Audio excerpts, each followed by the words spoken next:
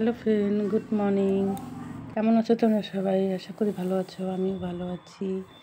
আমি রান্না করছিলাম সকালবেলা ঘুগনি। তারপরে এখন আমি ফুলকপি আর এই যে ফুলকপির ডাঁটিগুলো কাটলাম, পেঁয়াজ টমেটো দিয়ে ভাজা ভাজা করবো। সর্ষে বাটা দিব না, কারণ কি গ্যাস হয় সর্ষে বাটা খাইলে।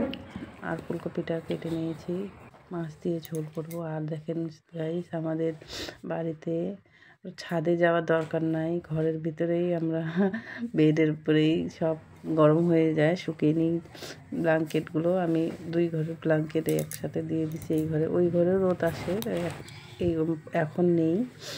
আর এই যে আমাদের ব্ল্যাঙ্কেটগুলো ঘরেই রোদে দিতে হয় না, ঘরেই শুকিয়ে যায়, গরম হয়ে যায়। সারাদিন আমি জানলার পর্দাগুলো সরিয়ে রাখি কয়েক ঘন্টা। তারপরে দেখেন পিছনে আমাদের বাড়ির পিছনটা কত সুন্দর দেখতে, একদম চুপচাপ শান্তি, কোনো হাল্লা নাই, চুপচাপ, মনে হয় কেউ নাই।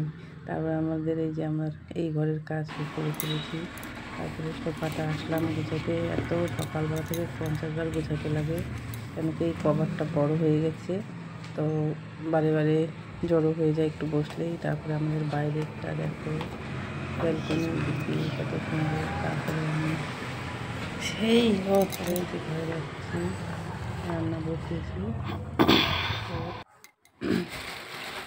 মাছটা বের করি, মাছ আনছি জানি না, আমি এখন বের করতেছি। কী মাছ,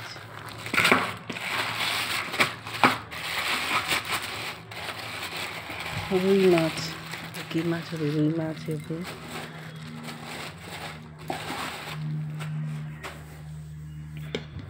রুই মাছটা রান্না করব ফুলকপি আলু দিয়ে, পাতলা ঝোল করব। কালো জিরা আর কাঁচা লঙ্কা, ধনেপাতা, টমেটো ফোড়ন দিয়ে করব। জিরা গুঁড়া, লঙ্কার গুঁড়ো অল্প দিতে হবে, বেশি কিছু দিব না। পাতলা ঝোল খাবো, মশলা সবসময় ভালো লাগে না। যে ফুলকপি আলু ভাপাতে দিয়ে দিচ্ছি, একটু বেশি করে করবো যেন রাতে খাওয়া যায়।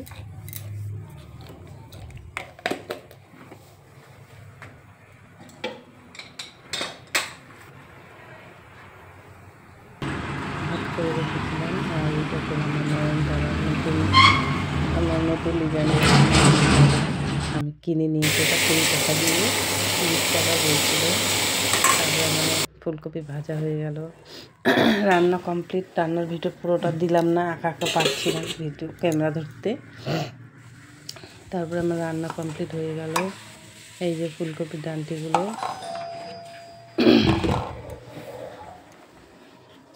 তারপরে ভাত বেড়ে নিলাম, মাছের ঝোল ভাত। আমি দেখেছি খুব